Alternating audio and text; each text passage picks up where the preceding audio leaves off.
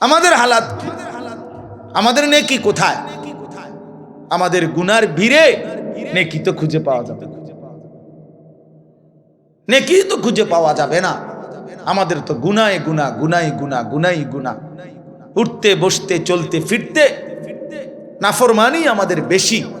অতএব আমাদের জন্য এর চাইতে বেশি রমজানের অপেক্ষা করা উচিত। কারণ রমজান আমার গুনাহ ধুয়ে মুছে সাফ করে দিবে।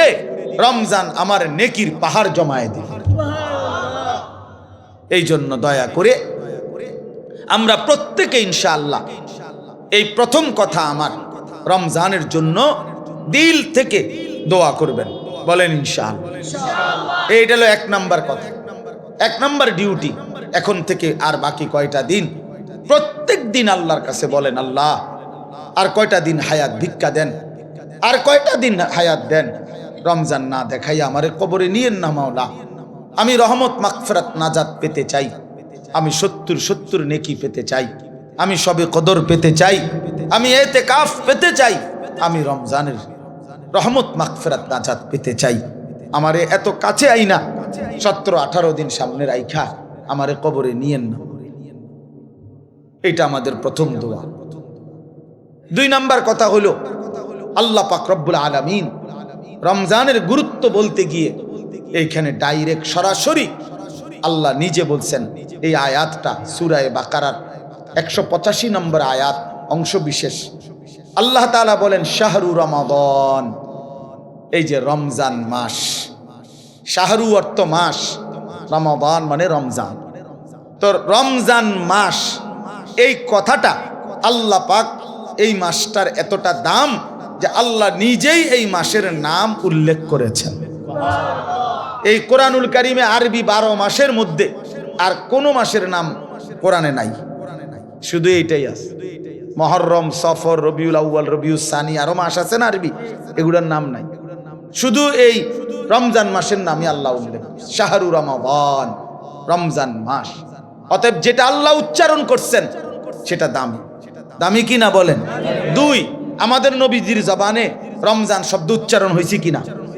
নবীজি বারবার বলছেন, ইজা দাখালা রমাদান, যখন রমজান আসে, ফুতিহাত আবওয়াবুর রাহমা, আবওয়াবুল জান্নাহ, রহমতের সব দুয়ার আল্লাহ খুলে দেয়, জান্নাতের সব দুয়ার আল্লাহ খুলে দেয়। অগুল্লিকাত আবওয়াবুন নার, জাহান্নামের দরজা বন্ধ করে দেয়। অসুলসিলাতিশ শায়াতিন, শয়তানগুলোকে শেকলে বন্দী করে দেয়। এটা মজার বিষয় হইল, মনে করেন এদিক দিয়া ওই পাশ থেকে কোনো খান দিয়া বাইর হইবার কোনো ব্যবস্থা নাই, রাস্তা কেবল একটাই, আপনাকে এদিক দিয়ে বাইর হইতে হইব, ঢুকবেন কেবল এটাই, এদিক দিয়েই ঢুকতে হবে। তা আল্লাহ যেন রমজান মাসে জাহান্নামের সব দরজা বন্ধ করে দেয়, শয়তানগুলোকে শেকলে বন্দি করে ফেলে। এবার আল্লাহ যেন বলে, বান্দা এটা রমজান, যেদিক দিয়েই আমল শুরু করবা, যে এলাকার থেকে আমল শুরু করবা, মানে আমার জান্নাতের দিকে হাঁটা শুরু করবা, তো কোনোখানে বাঁচবে না, কোনোখানে ভুল হবে না, পথ হারাইবা না, রাস্তা ভুল হবে না, অন্য কোনো দরজা দিয়া ঢুকার সম্ভাবনা নাই। শুধু খোলা যেই দরজা, এটা শুধুই জান্নাতেরই দরজা, ঢুকলে শুধু জান্নাতেই ঢুকবে, ঢুকলে শুধু জান্নাতেই ঢুকবে। আল্লাহ নবী সাল্লাল্লাহু আলাইহি ওয়াসাল্লাম বলছেন, দোয়া করতেন, ইয়া মুকাল্লিবাল কুলুব সাব্বিত কলবি আলা দীনিক, হে অন্তরসমূহের পরিবর্তনকারী, হে অন্তরসমূহের পরিবর্তনকারী আল্লাহ, আপনি আমার অন্তর, আমার কলব আপনার দ্বীনের উপরে মজবুত রাখেন। এজন্য নবী সাল্লাল্লাহু আলাইহি ওয়াসাল্লাম বলছেন হাদিসের মধ্যে, ইন্না কুলুবাল ইবাদ বাইনা ইসবাআইন মিন আসাবি'ir রহমান ইউকাল্লিবুহু কাইফা ইয়াশা, নিশ্চয়ই বান্দার অন্তর আল্লাহ পাকের কুদরতি 2 আঙ্গুলের মাঝে, এরকম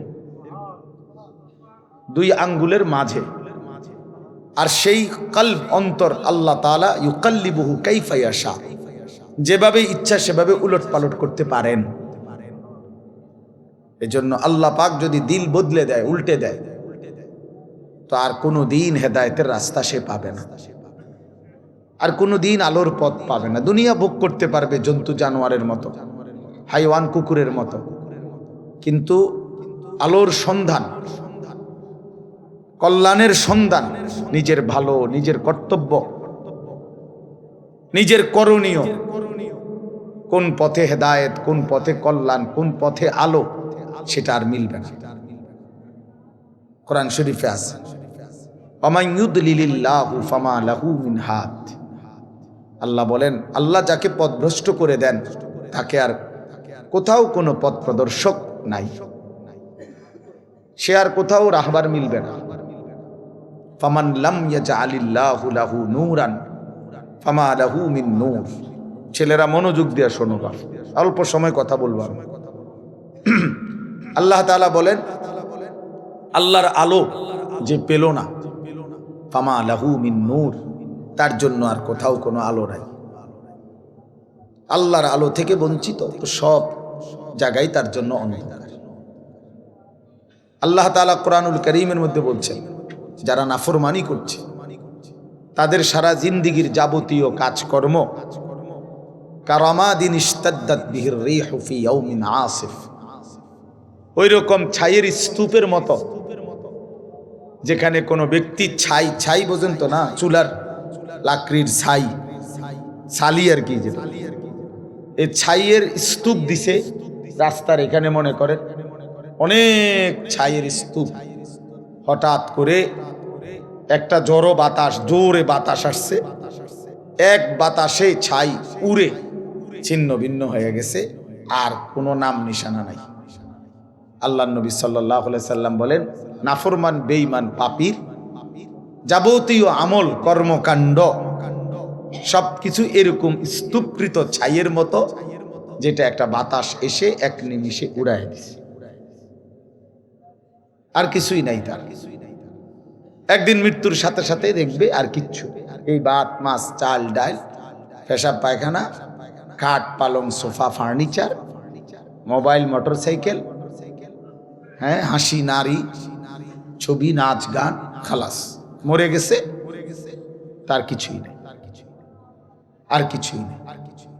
এরপরে কবরে গিয়ে দেখবে কিছুই নেই, কিছুই আর নেই। এই জন্য বাপ, এটা গুরুত্বপূর্ণ বিষয়, যেমন না হওয়া, যে আল্লাহ আমার দিল উল্টায় দিছে, এমন পাষাণ না হওয়া যে আমার অন্তরে কোনো কথাই ঢোকে না। এটা ভাবলেই বোঝা যায় মানুষ, প্রত্যেকেই অনুভব করতে পারি, আমরা নিজের দিলে নিজেই বোঝাপড়া করতে পারি যে আসলে আল্লাহর কথা আমার দিলে কেমন লাগে, আখিরাতের কথা বললে আমার অন্তরের অবস্থা কেমন হয়। কবরের কথা, কবর দেখলে, মৃত্যু দেখলে, লাশ দেখলে, জানাজা দেখলে আমার কলিজার মধ্যে কোনো অনুভূতি জাগে কিনা, হৃদয়টা নরম হয় কিনা। রাসূলুল্লাহ সাল্লাল্লাহু আলাইহি সাল্লাম বলছেন,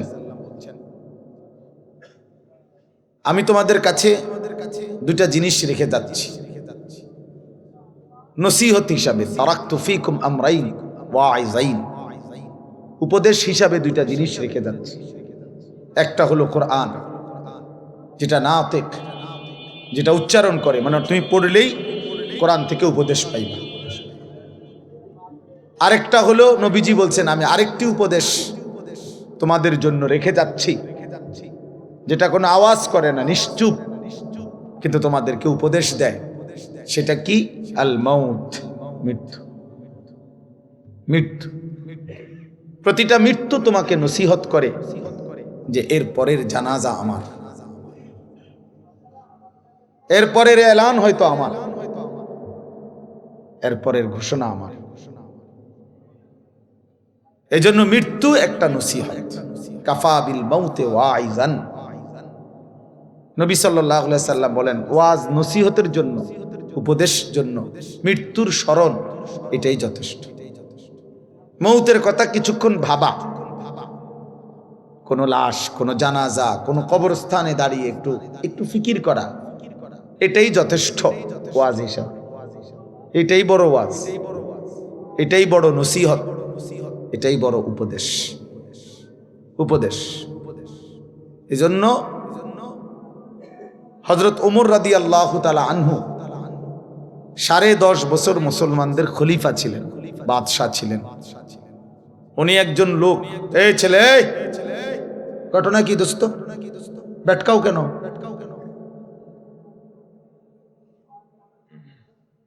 ফাজলামি করলে চলে যাও, আরো দুজন মানুষের জায়গা দাও। বেটারা কষ্ট করে দাঁড়ায় রইছে। কি ভাবছো দোস্ত? এর খামখেয়ালির জায়গা না। চেনো না আমারে? কোনো সময় দেখছো না? দুষ্টামি করো না, রসিকতা আমি পছন্দ করি না বাপ। তোমারে আমি তো এখতিয়ার দিছি যে তুমি চলে যাও, কোনো অসুবিধা কি আমার? আমি বাস্তবিক অর্থ শ্রোতা গণি না, এটা সবাই জানে। আজকে 22 বছর 21 বছরের জীবনে আমি কম হোক বেশি হোক আমার এতে কোনো আপত্তি নেই, আসলেই না। আমি এটা কোনো বিষয় মনে করি না। জনপ্রিয় অজনপ্রিয় এটি কোনো কথা না, বোঝেন নাই? এটা কোনো কথা না।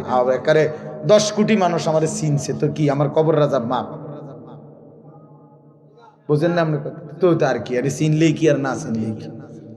আমার আল্লাহ আমারে মাফ করবে কিনা এটা হলো আমার চিন্তা। আপনি একারে সারা বাংলাদেশ আমার মাথা তালগি দিয়ে নিলে কি, তারপরে কি আমি কি হবে এতে? তাইলে এটা কোনো কথা না, এটা কোনো বিষয়ই না, এটা কোনো মূল বিষয় না। লোক হইছে, লোক হয় নাই, এইটা কোনো আলোচ্য বিষয় না। আল্লাহর কথা বলতে পারা এটাই সৌভাগ্য, শুনতে পারা এটাই সৌভাগ্য, আয়োজন করতে পারা এটাই সৌভাগ্য। কয়জনের জন্য কয়জনে শুনছি, কয়জনের বলছি, এত কিছু আমার দরকার। আল্লাহর কথা বলতে থাকা, যেখানে সুযোগ হয়, যতক্ষণ সুযোগ হয়, উপরে নিচে এখানে সেখানে দুয়ারে দুয়ারে বলতে থাকা। এবং আল্লাহর পথে যত ব্যথা, যত বেদনা, যত দুঃখ, যত অপমান, যত লাঞ্ছনা, সব সয়ে যাওয়া।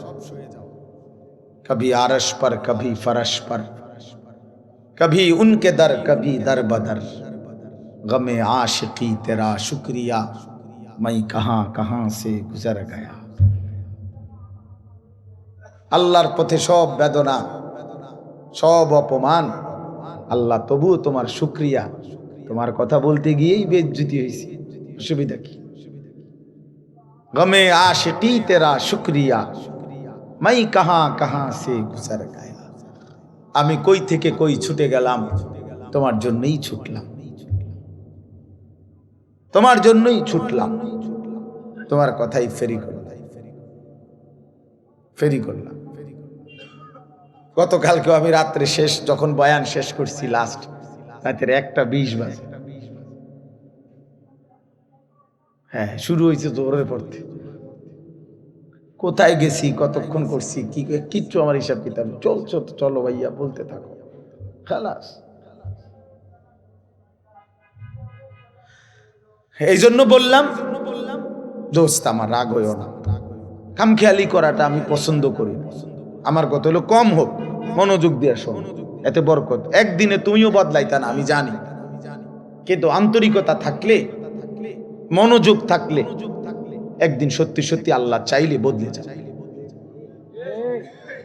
100 খুনের আসামি আল্লাহর ওলি হইছে, বেশ্যা পতিতা নারী সেও আল্লাহর ওলি হইছে, তুমি হইতা না। জগৎ বিখ্যাত ডাকায় তো কি হইছে, আল্লাহ ওয়ালা হইছে, তুমি হইতা না। তুমি তো এর চাইতে খারাপ হয়ে যাও নাই, তো তুমিও ভালো হয়ে যাবে ইনশাআল্লাহ। কিন্তু আন্তরিকতা দরকার, দিল দরকার, আল্লাহর কথার প্রতি মনোযোগী হওয়া দরকার, আল্লাহর কথার প্রতি মনোযোগী হওয়া দরকার। এই জন্য আমি এটা একটু শক্ত, আমার কথা হলো শতভাগ মনোযোগ দিয়ে। এই যে আমি এই জন্য মোবাইলের কথা বলছি, অর্থাৎ মোবাইল ধরে রাখলে না হাতে, সারাক্ষণ নজর যায় ওটার দিকে, মানে একটু পর পর এটা মনে পড়ে, এটা তো ওডের নি, একবার ছোট করে, একবার বড় করে, একবার একটু চাপ দেয়, একটু নিচে দেয়, মানে দেখবেন মানে বেচারার টেনশনটা কাজ করে কি।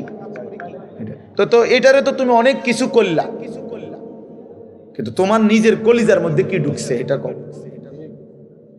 মোবাইলের একবারে ছবিটা সুন্দর উঠছে, আওয়াজটা ক্লিয়ার উঠছে, সব ঠিক আছে, তো এটা দিয়ে কি লাভ হইল?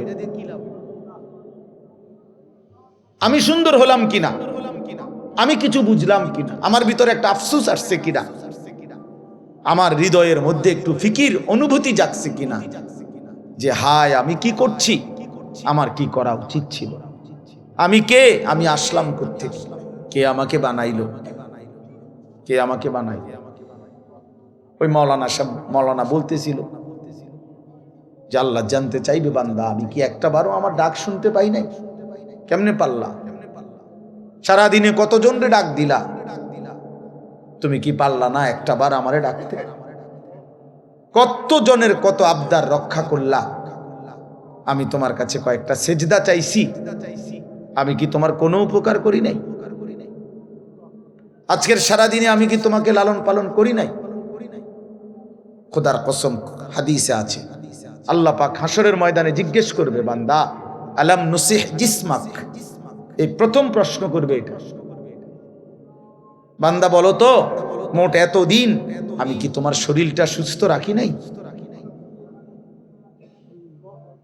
বলো মাথা ব্যথা ছিল কয়বার, মাথা স্বাভাবিক ছিল কয়বার, বলো পেট ব্যথা হয়েছে জীবনে কয়বার, পেট স্বাভাবিক ছিল কয়বার, হাত ব্যথা পাও ব্যথা হয়েছে কয়বার, সুস্থ স্বাভাবিক ছিলে কয়বার। শোনো এবার হিসাব নাও বান্দা, এই হিসাবের আলোকে বলো অনুরভিকা মিনাল মা, প্রতিবার তৃষ্ণার্ত অবস্থায় আমি কি তোমাকে পানি পান করাই নাই, আল্লাহ পাক জিজ্ঞেস করে। এই হাসরের ময়দানে হাদিসে আছে সর্বপ্রথম আল্লাহ পাক বান্দাকে প্রথম প্রশ্ন কি করবে, এইটা করবে, এই দুইটা কথা জিজ্ঞাসা করবে, এরপরে কথা আরো চলবে। বাকি প্রথম বলবে বলো তো আমি কি মোট এতদিন এত ঘন্টা তোমাকে সুস্থ রাখি নাই, আমি কি তোমাকে তৃষ্ণার্ত অবস্থায় প্রতিবার পানি পান করাই নাই, একবারও মনে পড়লো না আমার। এমন তৃষ্ণার মুহূর্তে যদি এক গ্লাস পানি না পাইতা কি হইতো, অথচ সেই পানি পান করে একটা বার আলহামদুলিল্লাহ বলতে হয়, এটাও তো বললাম, এটাও তো কোনোদিন শিখলা না যে আল্লাহর দেওয়া রিজিক, আল্লাহর দেওয়া পানীয় ভোগ করার পরে আলহামদুলিল্লাহ বলতে হয়। বহু নাফরমান তো এটাও জানে, এটাও তো জানে, পেট ভরে খেয়ে তো একটা বার আলহামদুলিল্লাহও বলে না। মানে জন্তু জানোয়ারের খাবার, হাইওয়ান জানোয়ার যেমন জানে না কিছুই, এও জানে না। এই জন্য বাপ চলেন আমি আমার আয়াতটা বলি। তাহলে আমার বলার উদ্দেশ্য হলো আমরা এই কথা হৃদয় দিয়ে অনুভব করা, আমাদের আখিরাত আছে, আমাদের পরকাল আছে, আমাদের মৃত্যু পরবর্তী একটা জিন্দেগি আছে, এটা নিশ্চিত, এটা সত্য, শতভাগ সত্য। কবর, হাসর, মিজান, ফুলসেরাত, জান্নাত, জাহান্নাম, এটা সত্য বাপ। যদি মিথ্যা হইতো 1450 বছরে গবেষণা কইরা বিভিন্ন দার্শনিক পণ্ডিতরা অনেক তথ্য বের করতো যে এই আলোকে এটা প্রমাণিত হলো যে এটা মিথ্যা। কিন্তু কোন কাফের বেঈমানও আজ পর্যন্ত পরকালের কোনো বিষয়কে মিথ্যা প্রমাণিত করতে পারে নাই। কোরআনুল কারীমের একটি অক্ষরকে যেহেতু ভুল প্রমাণিত করতে পারে নাই, অতএব আখিরাত সত্য। আফালা ইয়াতাদাব্বারুনাল কুরআনা ওয়ালাউ কানা মিন ইনদি গায়রিল্লাহি লাওয়াজাদু ফীহি ইখতিলাফান কাসীরা। আল্লাহ বলে আমার বান্দারা কোরআন পড়ে দেখো না কেন, কোরআন গবেষণা করছো না কেন, দেখো না এক একটা আয়াত মিলায়া দেখো। যদি এই কোরআন অন্য কারো কাছ থেকে আসতো আমি আল্লাহ ব্যতীত, তাহলে যেই কোনো চিন্তাশীল বুদ্ধিমান ব্যক্তি গবেষণা করিলেই তার মধ্যে অসংখ্য ভুল ত্রুটি ভ্রান্তি খুঁজে পেত। আল্লাহ ভিন্ন যেই লেখে যেই বলে তার কথা বক্তব্য লিখনির মধ্যে ভুল হয়ই হয়। 1 লক্ষ কথাও যদি সঠিক হয় 10টা কথা ভুল হয়, ভুল হয়। আমরা একেবারে আমগো যে কোনো ওয়াইজেরও আমনে যদি খেয়াল করে এখন আমনে হয়তো কইতে পারবেন যে হুজুর এই শব্দটা এমনি না কইলে ভালো হইতো, এটা এমনি কইলেও পারতো।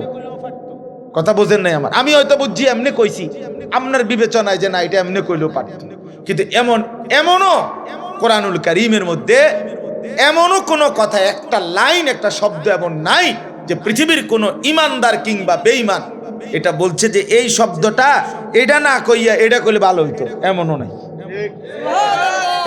এইটাই উত্তম, এখানে এইটাই, যেখানে যেটা ওইখানে ওইটাই। এখানে এর চাইতে সুন্দর শব্দ নাই, এর চাইতে চমৎকার উপস্থাপনা হইতে পারে না, এর চাইতে চমৎকার শব্দের গাঁথুনি, একটার পর একটা শব্দ চয়ন এর চাইতে চমৎকার হইতে পারে না।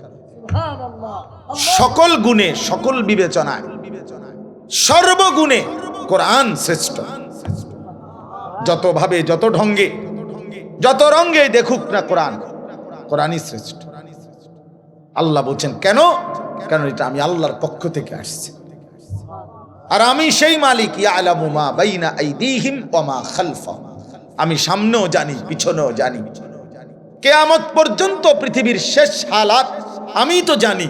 তো কাজেই আমার কথার মধ্যে ভুল ভ্রান্তি অযৌক্তিক হবে কেমনি? পৃথিবী আধুনিক হইতে হইতে কই যাইয়া পৌঁছবে এটা আল্লাহ জানে না? তো তাইলে এই জন্য বাপ, কোরআনুল কারীমের কথাই শ্রেষ্ঠ কথা। আফালা ইয়াতাদাব্বারুনাল কুরআনা আম আলা কুলুবিন আকফালুহা। আল্লাহ বলেন, হায় বান্দারা, কি হলো তোমাদের? তোমরা যে কোরআন পড়ছো না, কোরআন গবেষণা করছো না কেন? নাকি তোমাদের অন্তরগুলো তালাবদ্ধ? আম আলা কুলুবিন আকফালুহা, নাকি তোমাদের দিলগুলো তালা মারা? এই বাপ, ভাইয়া, ছেলেরা, বাবারা, মুসলমান হওয়ার পরও যারা কোরআন পড়েন না, বুঝেনও না, দুই চার লাইন শব্দ তেলাওয়াতও করেন না, সত্য কথা হইল আপনার কোনো দিল নাই, আপনার আসলেই কোনো অন্তর নাই, এটা তালাবদ্ধ, এটা একটা জমাট পাথর ছাড়া আর কিছু না। আম আলা কুলুবিন আকফালুহা, আল্লাহ পরিষ্কার বলছে। কোরআন পড়ছো না কেন? কোরআন নিয়ে ভাবতেছো না কেন বান্দা? নাকি তোমাদের অন্তরগুলো তালাবদ্ধ? তার মানে বোঝা গেল যে আল্লাহর কোরআন নিয়ে ভাবে না, আল্লাহর কোরআন পড়ে না, আল্লাহর কোরআন বোঝে না, খোদার কসম তার কোনো অন্তরে নাই, তার কোনো দিল নাই, তার দিল তালাবদ্ধ, ওইটা জমাটবদ্ধ পাথর ছাড়া আর কিছু না। দুনিয়া ভোগ করে তো দুনিয়া তো আতফাও দিয়ে না ভোগ করে, চোখ নাক কান দিয়ে ভোগ করে, দিল কোনো কাজ করে না। এই জন্য আমরা কোরআনুল কারীমের দিকে ফেরা দরকার, আমাদের আখিরাতের দিকে ফেরা দরকার, আমাদের বিবেককে কাজে লাগানো দরকার। আমরা এটা ইনসাফের সাথে ভাবা উচিত। প্রিয় ভাই আমার, বন্ধু আমার, ছেলেরা আমার, বাবারা আমার, বাস্তবিক অর্থে আমাদের সবকিছু সুন্দর ছিল, আমরা সব সুন্দর, সব শ্রেষ্ঠ রেখে একেবারেই অসুন্দর, অযৌক্তিক, ফালতুর পিছনে আমরা জীবনটা শেষ করে দিচ্ছি। আমাদের আল্লাহ সর্বশ্রেষ্ঠ, আমাদের নবী মুহাম্মদ সাল্লাল্লাহু আলাইহি সাল্লাম সর্বশ্রেষ্ঠ, আমাদের কিতাব কোরআন সর্বশ্রেষ্ঠ, আমাদের ধর্ম ইসলাম সর্বশ্রেষ্ঠ, আমাদের সবটাই শ্রেষ্ঠ ছিল। কিন্তু আমরা সর্বশ্রেষ্ঠ নিয়ামত ছেড়ে একেবারে ফালতু কতগুলা বইপত্র, কাগজ কলম, পৃথিবীর কিছু মানুষের বিকৃত কিছু চিন্তা চেতনা, এর পিছনেই আমরা জিন্দেগি শেষ করে দিচ্ছি। ছেলেটা সকাল থেকে রাত পর্যন্ত ছুটছে, কি খরের বাবা, কেন হাসো, কেন কাঁদো, কি চুল রাখলা, কি জামা পরলা, সারাদিনে মোবাইল টিপা কি পাইলা, এত নারী, এত ছবি, এত দৃশ্য, এত উলঙ্গপনায় শেষ পর্যন্ত রাত শেষে অর্জন কি বাবা? জিজ্ঞাসা করে দেখেন না, বলবে কোনো অর্জন নেই। শরীরটা নাপাক হইছে, নারী দেখতে দেখতে, ছবি দেখতে দেখতে, হ্যাঁ, লজ্জাস্থানের শক্তিটা নষ্ট হয়েছে, হাতটাকে নাপাক জায়গায় ব্যবহার করছে, কোমরের শক্তি কমে যাচ্ছে, যৌবনের সক্ষমতা নষ্ট হয়ে যাইতেছে, শরীরটা ধীরে ধীরে অচল, পঙ্গু, অপদার্থ। হয়ে যাচ্ছে, আখিরাতটা জাহান্নামের আগুন জ্বলছে। এই অর্জন, চরিত্রহীনতার অর্জন কি? অশ্লীলতার অর্জন কি? অসভ্যতার অর্জন কি? তাহলে এই জন্য আমরা বললাম আমাদের আল্লাহ, আমাদের কোরআন, আমাদের রাসূল, আমাদের ইসলাম আমাদের জন্য সর্বশ্রেষ্ঠ, আমাদের জন্য নিরাপদ, আমাদের জন্য আরামদায়ক, এবং এর মধ্যেই আমাদের সুখ, শান্তি, স্বস্তি, নিরাপত্তা, আনন্দ, সুখ সব এখানে, সব এখানে। আমি তো সব সময় বলি, বাপ তুমি সারা রাত নারী দেখে যে মজা পাও, আল্লাহর কসম এক ইমানদার তাহাজ্জুদ নামাজে একটা সেজদা দিয়ে তার চাইতে লক্ষ কোটি গুণ বেশি মজা পায়। যারা ইবাদত করে, যারা আল্লাহর বন্দেগী করে, তুমি মনে করো না তারা নিরানন্দ, তাদের কোনো আনন্দ নাই। এমনি সেটানি মানুষ আল্লাহর ইবাদত করে, অনের অসন্তুষ্টি নিয়ে আনি আল্লাহর বন্দেগী করে। আমরা 5 ওয়াক্ত নামাজ পড়ি অসন্তুষ্টি নিয়ে, তো তাইলে নাফরমান ছেলে পেলে, বেহায়া নারী, হারামখোর নাফরমান মনে করে তার হারামের মধ্যে তৃপ্তি। খোদার কসম হারামের মধ্যে অতৃপ্তি, হারামের মধ্যে অতৃপ্তি। হারামের মধ্যে মদে কখনো তৃপ্ত হয় না, পানিতে তৃষ্ণা মিটে যায়। নারী, ভিন নারী দেখলে কখনোই তৃপ্তি মিটে না, কিন্তু হালাল স্ত্রীতে তৃপ্তি হয়ে যায়। হ্যাঁ, এই জন্য গুনাহ তৃপ্তি দেয় না, হারাম তৃপ্তি দেয় না। আল্লাহ তাআলা যেটা হারাম করছেন সেটা তো বুঝে শুনেই করছেন। এটার মধ্যে যদি বান্দার কল্যাণই থাকতো, তিনি হারাম করলেন কেন? কথা বোঝেন নাই তো? কোরআনুল কারীমের মধ্যে আছে, আসা আন তুহিব্বু শাইআন ওয়া হুয়া শাররুল লাকুম। আল্লাহ বলছে, বান্দা মনে রেখো, এমন অনেক জিনিস আছে যেটা তোমার কাছে খুব প্রিয় মনে হয়, ওয়া হুয়া শাররুল লাকুম, অথচ আমি আল্লাহ বলতেছি এটা তোমার জন্য অকল্যাণ। তোমার কাছে মনে হয় আমি এক রাইতে 30 জন নারী দেখছি, আর আরেক বেটা হুদা বউ লইয়া বইয়া রইছে। আমি তো সারা পৃথিবীর নর্তকী দেখলাম, উলঙ্গ ছবি দেখলাম, আমি না বেশি মজা পাইলাম না। আল্লাহ বলে, না বান্দা, তোমার কাছে যদিও মনে হয়েছে এটা ভালো, কিন্তু এর পিছনে শাররুন লাকুম, অকল্যাণ। এটা তোমার চরিত্র নষ্ট করে, এটা তোমার আখলাক নষ্ট করে, এটা তোমার শরীরের সক্ষমতা নষ্ট করে, এটা তোমারে মানুষের চোখে ঘৃণিত করে। কোন লম্পটকে, কোন চরিত্রহীনকে পৃথিবীর কেউ 2 পয়সার কোনো মূল্য দেয় না। রাস্তার কুকুর বিড়ালের সমান মর্যাদাও দেয় না বেটা। একটা ছেলে নয়তো চ্যালেঞ্জ করে বল বেটা, দাঁড়া এখন, বেনামাজি নাফরমান, তোরে কেউ সম্মান করছে জীবনে, কেউ ইজ্জত করে ভালোবাসছে, মহব্বত করে বুকে টেনে নিছে, বল তুই বেটা। তোর সামান্য কিছু দুশ্চরিত্র লম্পট সারা তোরে কেউ ডাক দিছে বেটা, তুই ক, বল বেটা। যে হুজুর আমারে, আমি সারা রাত নারী ছবি দেখি আর বড় মানুষ আমারে আদর করছে, কেডা? সে ধারা দুসাই, তোমারে কে আদর করছে? কে তোমারে সম্মান করে? কে তোমারে দেখলে বলে আহা ছেলেটা কতটা ভালো? না না, মানুষ আলোকে আলোই বলে, অন্ধকারকে মানুষ অন্ধকারই বলে, রাতকে মানুষ রাতই বলে, দিনকে মানুষ দিনই বলে, সাদাকে সাদাই বলে, কালোকে কালোই বলে। অতএব বাটপার সিটার রে মানুষ বাটপার সিটারই কয়। হ্যাঁ, আমনে সুদখোর, আমনে মানুষে দেখলে গো মাশাআল্লাহ জোনায়েদ বাগদাদি নাও। হ্যাঁ, বাইজিদ বুস্তামি স্বাস্থ্য ভাই না যায় ওটা, মানুষে ব্যাককল, মানুষে চিরা খায়, আমনে হুদা ভাত খায়। মানুষে বাটপার রে বাটপার হিসাবে সিটার রে সিটার হিসাবে ইমানদারকে ইমানদার হিসাবে। মানুষের চোখ ভুল হয় না। অফিকা উয়ুবুন ওয়ালিন্নাসি আয়ুন, আরবি ভাষার প্রবাদ এটা।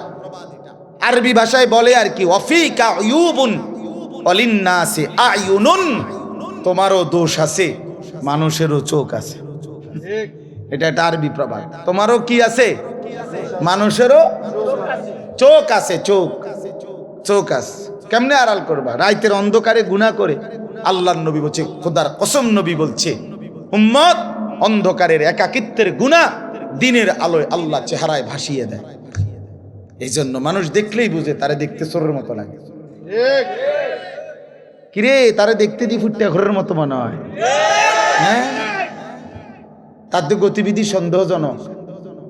তারে দি বাবা ঘরের মতো না মনে হয়। কে ঘটনা কি? তার বাবা তো আলগা খাইছে, কথা বোঝে না। বাবা তো খাইছে কি গোপনে, গোপনে খাইছে না তো। তো এখন বুঝা যায় কেমন? হ্যাঁ, মানুষ তাহলে বলে কেমন? মানুষের চোখে এটা ধরা পড়লো কেন? এটা আল্লাহ তাআলা এই নাফরমানের চেহারার মধ্যে গুনার চিহ্ন ভাসায় দেয়। এজন্য বাবা, তোমরা যারা নামাজ পড়ো না, আমি দাঁড় করাই দেই। আমি তো এখন দাঁড় করাইতে পারো এখানে। তোমরা যারা নামাজ পড়ো না, এই অসভ্যদেরকে তো আমি এখন দাঁড়াইতে পারি। বেনামাজি তো অসভ্য, বেনামাজি তো নির্লজ্জ, বেনামাজি তো বেহায়া, বেনামাজি তো হাইওয়ান, বেনামাজি তো জানোয়ার, বেনামাজির জিন্দেগি তো কুত্তার জিন্দেগি। কোরআন শরীফে বলছে, কোরআন শরীফ, ওয়াত্তাবা হাওয়াহু ফামাসালুহু কামাসালিল কালব। আল্লাহ বলছে, মনের ইচ্ছা মতো যে চলে তার উদাহরণ কুত্তার মতো। কোরআন শরীফের আয়াত।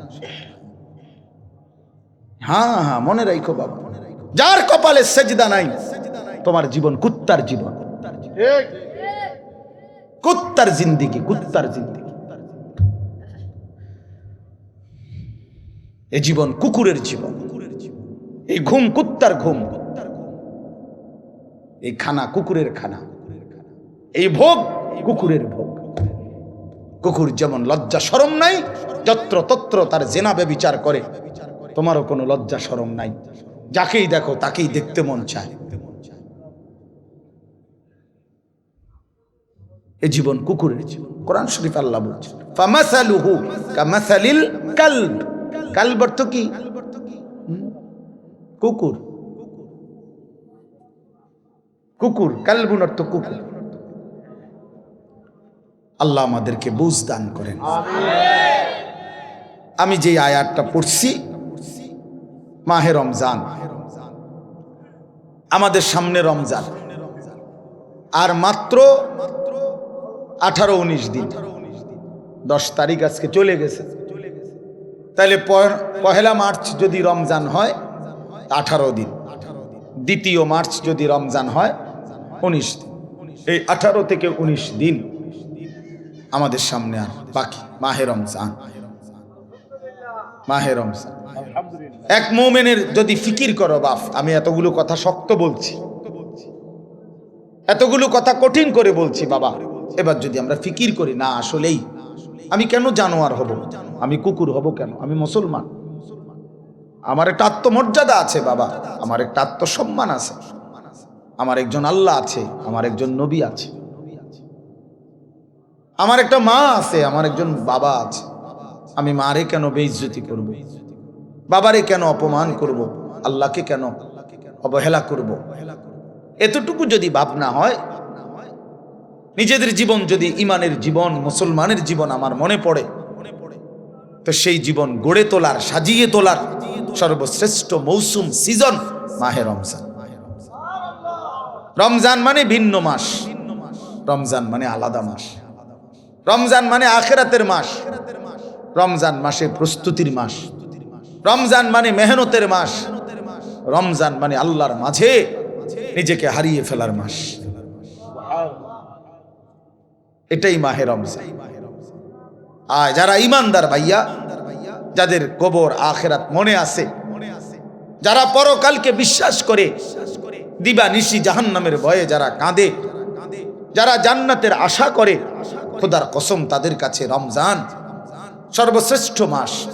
সারা বছর আমরা কিতাবে পড়ছি, আল্লাহর প্রিয় বান্দারা, আল্লাহর নেক বান্দারা সারা বছর দিলে দিলে অপেক্ষা করতেন, আল্লাহ আরেকটা রমজান হায়াত দেন, আরেকটা রমজান হায়াত দেন, আরেকটা রমজান, আরেকবার সবে কদর পেতে চাই, আরেকবার ইতিকাফ করতে চাই, আরেকবার মাওলা তারাবি পড়তে চাই, আরেকবার 70 গুণ নেকি সব কিছুতে আমি অর্জন করতে চাই। আমার আরেকবার সুযোগ দেন। আমার আখিরাত লম্বা মাওলা, আমার পরকাল লম্বা, অতএব আমাকে আরেকটু সুযোগ। এজন্য রমজান মাস এটা বড় মুবারক মাস, এটা দামি মাস মুমিনের কাছে। সবার কাছে একরকম না, সবার কাছে একরকম না বাবা। যার কাছে যেমন কদরও করে তেমন। আমার একজন উস্তাদ আছেন হযরত মাওলানা মুফতি মুস্তফা মাহমুদি, কুমিল্লা বাগমারা লালমাই এলাকার অনেক বড় আল্লাহওয়ালা হুজুর, আমার উস্তাদ। এই হুজুরে আমরা ছাত্র জীবনে দেখতাম, হুজুরে কইতো আল্লাহ কেমন, যার মনে যেমন, যার মনে যার মনে যেমন, যে দিলে দিলে যেমন ভাবে আল্লাহ তাআলা তার আচরণও তার সাথে করে। আনা ইনদা যন্নি আবদি বি, আল্লাহ নিজে বলেন হাদিসে কুদসিতে, আমি আমার বান্দার ধারণা অনুপাতেই তার সাথে আচরণ। আমার বান্দা আগেই কয়, আগেই বলে না সুদে না লইলে, কিস্তি না লইলে। আমার বান্দা নিজেই বলে না কেমনে সংসার চলবো। আল্লাহ বলে আমিও তারে এমনই বানায় রাখি, কারণ তুই তো আমার উপরে কোনো আস্থাই রাখো নাই। তুমি আস্থা রাখছো সুদের উপরে, কিস্তির উপরে, তো তুমি যেমন আমার আচরণও তেমন, আমার আচরণও তেমন। সব ব্যাপারে বান্দা আল্লাহ তাআলার ব্যাপারে ধারণা রাখে যেমন, আল্লাহ তাআলাও তার সাথে আচরণ করে তেমন। তো এই জন্য বললাম মাহে রমজান আমাদের জীবনের সর্বশ্রেষ্ঠ মুমিনের কাছে গুরুত্বপূর্ণ মাস। ইমানদারের হৃদয় এটা, ইমানদারের কলজা এটা, ইমানদারের অপেক্ষা এটা। আমাদের প্রিয় নবী সাল্লাল্লাহু আলাইহি ওয়াসাল্লাম একটানা 2 মাস লাগাতার আল্লাহর কাছে রমজান ভিক্ষা চাইতেন। 2টা মাস। আল্লাহুম্মা বারিক লানা ফি রাজাবা ওয়া শাবান ওয়া বাল্লিগনা রমাদান। আয় আল্লাহ, এই 2টা মাসে আমারে হায়াত ভিক্ষা দেন, বরকত দেন, আমারে রমজান পর্যন্ত পৌঁছিয়ে দেন। তাইলে নবী সাল্লাল্লাহু আলাইহি সাল্লাম রজব এবং শাবান মানে রমজানের আগের 2 আরবি মাস আল্লাহর কাছে বরকত চাইতেন হায়াতের, আর রমজান পর্যন্ত পৌঁছতে চাইতেন। আচ্ছা, নবী সাল্লাল্লাহু আলাইহি সাল্লামের 11 মাসের আমল ঘাটতি ছিল কেমন? নবী সাল্লাল্লাহু আলাইহি সাল্লাম 24 ঘন্টার মধ্যে গাফেল থাকতেন কখন? নাউজুবিল্লাহ। আল্লাহকে ভুলে থাকতেন কখন? এক বুজুর্গকে জিজ্ঞাসা করছিল যে আল্লাহ নবী সাল্লাল্লাহু আলাইহি সাল্লাম তসবিহ ব্যবহার করতেন, যে আমরা যে তসবিহ গুনি, তখন উনি চমৎকার উত্তর দিছে যে শোনো বাবা, তসবিহ তো ব্যবহার করে সে যে আল্লাহকে ভুলে যায়, ফলে তসবিহ হাতে থাকলে এই তসবিহ তারে আল্লাহর কথা মনে করায় দেয়। তখন সে আবার পড়ে, আবার ভুলে যায়, আবার তসবিহ দেখলে মনে পড়ে। তো তসবিহ তো মনে করায় দেয় আল্লাহর কথা, তো যে ভুলে যায় তাকে না মনে করাবে? তো নবী সাল্লাল্লাহু আলাইহি সাল্লাম তসবিহ পড়তেন কিনা, ব্যবহার করতেন কিনা তুমি জানতে চাইছো? আগে তো তুমি বলো, নবী সাল্লাল্লাহু আলাইহি সাল্লাম আল্লাহকে ভুলতেন কখন? তিনি আল্লাহকে ভুলতেন কখন? তিনি তো কখনোই ভুলতেন না। কানা রাসূলুল্লাহ সাল্লাল্লাহু আলাইহি ওয়াসাল্লাম ইয়াযকুরুল্লাহ ফি কুল্লি আহইয়ানিহি। আম্মা জান আয়েশা রাদিয়াল্লাহু তাআলা আনহা বলেন, আল্লাহর নবী সাল্লাল্লাহু আলাইহি সাল্লাম সর্বদাই আল্লাহ তাআলার জিকির করতেন। তাইলে যিনি 11 মাস টানা আল্লাহর ইবাদতে পূর্ণ মনোযোগী থাকতেন, যিনি নবী নিজে বলছেন আনা আ'লামুকুম বিল্লাহ, আমি আল্লাহকে সবচেয়ে বেশি জানি চিনি, আনা আতকাকুম, আমি হচ্ছি তোমাদের মধ্যে সবচেয়ে বেশি আল্লাহকে ভয় করি। তাহলে যার তাকওয়া বেশি, যার ইলম বেশি, যার আমল বেশি, যার 11 মাসের বন্দিগি লাগাতার, সেই তিনি এর পরেও এত নেকি এত বন্দিগি থাকার পরেও নবীজি রমজানের অপেক্ষা করতেন 2 মাস। আর আমাদের 11 মাসের হালাত কি? আমাদের হালাত কি? আমাদের নেকি কোথায়? আমাদের গুনার ভিড়ে নেকি তো খুঁজে পাওয়া যাবে। নেকি তো খুঁজে পাওয়া যাবে না। আমাদের তো গুনায় গুনাহ, গুনাই গুনাহ, গুনাই গুনাহ। উঠতে বসতে চলতে ফিরতে নাফরমানি আমাদের বেশি। অতএব আমাদের জন্য এর চাইতে বেশি রমজানের অপেক্ষা করা উচিত। কারণ রমজান আমার গুনাহ ধুয়ে মুছে সাফ করে দিবে, রমজান আমার নেকির পাহাড় জমায়ে দিবে। এই জন্য দয়া করে আমরা প্রত্যেকে ইনশাআল্লাহ, এই প্রথম কথা আমার, রমজানের জন্য দিল থেকে দোয়া করবেন। বলেন ইনশাআল্লাহ। এইটা হলো 1 নাম্বার কথা, 1 নাম্বার ডিউটি। এখন থেকে আর বাকি কয়টা দিন প্রত্যেক দিন আল্লাহর কাছে বলেন, আল্লাহ আর কয়টা দিন হায়াত ভিক্ষা দেন, আর কয়টা দিন হায়াত দেন। রমজান না দেখাইয়া আমারে কবরে নিয়েন না মাওলা। আমি রহমত মাগফিরাত নাজাত পেতে চাই, আমি 70 নেকি পেতে চাই, আমি সবে কদর পেতে চাই, আমি ইতিকাফ পেতে চাই, আমি রমজানের রহমত মাগফিরাত নাজাত পেতে চাই। আমারে এত কাছে আইনা 17-18 দিন সামনে রাইখা আমারে কবরে নিয়েন না। এটা আমাদের প্রথম দোয়া।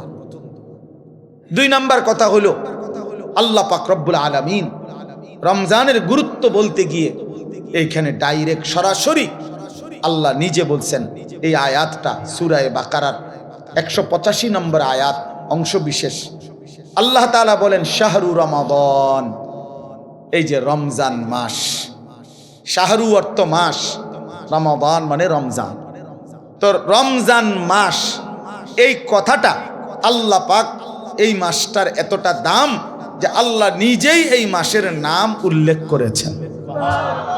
এই কোরআনুল কারিমে আরবি 12 মাসের মধ্যে আর কোন মাসের নাম কোরআনে নাই, শুধু এইটাই আছে।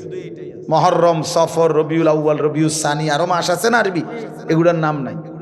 শুধু এই রমজান মাসের নামই আল্লাহ উল্লেখ, শাহরু রমাদান, রমজান মাস। অতএব যেটা আল্লাহ উচ্চারণ করছেন সেটা দামি। দামি কিনা বলেন? 2, আমাদের নবীজির জবানে রমজান শব্দ উচ্চারণ হয়েছে কিনা? নবীজি বারবার বলছেন, ইজা দাখালা রমাদান, যখন রমজান আসে, ফুতিহাত আবওয়াবুর রাহমা, আবওয়াবুল জান্নাহ, রহমতের সব দুয়ার আল্লাহ খুলে দেয়, জান্নাতের সব দুয়ার আল্লাহ খুলে দেয়। অগুল্লিকাত আবওয়াবুন নার, জাহান্নামের দরজা বন্ধ করে দেয়। অসুলসিলাতিশ শায়াতিন, শয়তানগুলোকে শেকলে বন্দী করে দেয়। এটা মজার বিষয় হইল, মনে করেন এদিক দিয়া ওই পাশ থেকে কোনো খান দিয়া বাইর হইবার কোনো ব্যবস্থা নাই, রাস্তা কেবল একটাই, আপনাকে এদিক দিয়ে বাইর হইতে হইব, ঢুকবেন কেবল এটাই, এদিক দিয়েই ঢুকতে হবে। তা আল্লাহ যেন রমজান মাসে জাহান্নামের সব দরজা বন্ধ করে দেয়, শয়তানগুলোকে শেকলে বন্দী করে ফেলে। এবার আল্লাহ যেন বলে, বান্দা এটা রমজান, যেদিক দিয়েই আমল শুরু করবা, যে এলাকার থেকে আমল শুরু করবা, মানে আমার জান্নাতের দিকে হাঁটা শুরু করবা, তো কোনোখানে বাঁচবে না, কোনোখানে ভুল হবে না, পথ হারাইবা না, রাস্তা ভুল হবে না, অন্য কোনো দরজা দিয়া ঢুকার সম্ভাবনা নাই। শুধু খোলা যেই দরজা, এটা শুধুই জান্নাতেরই দরজা, ঢুকলে শুধু জান্নাতেই ঢুকবে, ঢুকলে শুধু জান্নাতেই ঢুকবে। কারণ খোলাই তো কেবল কিসের দরজা? জান্নাতের, জান্নাতের দরজা। এজন্য রমজানে যদি কেউ ইবাদতে লাগে, বন্দিগিতে লেগে যায়, আল্লাহর হুকুম পালন, তো আল্লাহ তাআলা বলেন মাস শেষে শুধু কেবল জান্নাতেই ঢুকবা, জান্নাতেই ঢুকবা, জান্নাতেই ঢুকবা, জান্নাতেই ঢুকবা। তাহলে নবী সাল্লাল্লাহু আলাইহি ওয়াসাল্লাম রমজান মাসের নাম রমজান উল্লেখ করছেন। মান কামা রমাদান, মান সামা রমাদান, এই রমজান শব্দটি আল্লাহ নবী বারবার উল্লেখ করছেন, বারবার উল্লেখ করেছেন। তাহলে যেই নাম আল্লাহ উল্লেখ করছেন, যেই নাম নবীজি উল্লেখ করছেন, তাহলে এটা নিঃসন্দেহে দামি কিনা বলেন? অতএব রমজান মাস আল্লাহর কাছে যেহেতু প্রিয়, রমজান মাস নবীর কাছে যেহেতু প্রিয়, আমি মোমেনের কাছেও রমজান প্রিয়।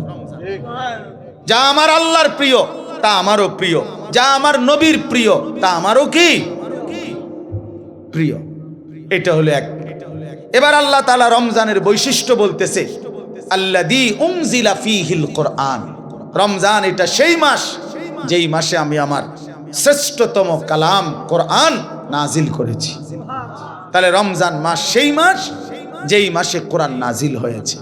তাহলে রমজান কোরআন, রমজান কোরআন, এই এটা একদম কাগজের এই পিঠে, এই পিঠে যদি লেখা থাকে রমজান, ওই পিঠে দেখা যাবে লেখা আছে কোরআন। কোরআন, রমজান আর কোরআন, অর্থাৎ রমজান মানে কোরআনের মাস, কোরআনের মাস। রমজানটাকে মনে করেন মেহমানের সামনে ট্রের মধ্যে করে 10 আইটেমের ছোট ছোট বাটিতে তরকারি দিছে, দিয়া উপরে একটা সুন্দর কাপড় দিয়ে মখমলের ঢেকে দিছে সবগুলোর উপরে, সবটি বাটির উপরে। তো আল্লাহ তাআলা যেন এই রমজান মাসটাকে কতগুলো ইবাদত দিয়ে সাজিয়েছেন। যেমন রোজা, এটা একটা ইবাদত। ইফতার, এটা একটা ইবাদত। সাহারি মানে রাত্রির খাবার, এটা একটা ইবাদত। 20 রাকাত তারাবি, এটা একটা ইবাদত। তারপরে শেষ দশকে এতেকাফ মসজিদে, এটা একটা ইবাদত। শেষ দশকের বেজর রাত্রিগুলোতে শবে কদর, এটাও একটা কি ইবাদত। এইভাবে আল্লাহ তাআলা এগুলো দিয়া সাজাইয়া এইটার উপরে যেন কোরআন নামের একটা চাদর দিয়ে ঢেকে দিছে।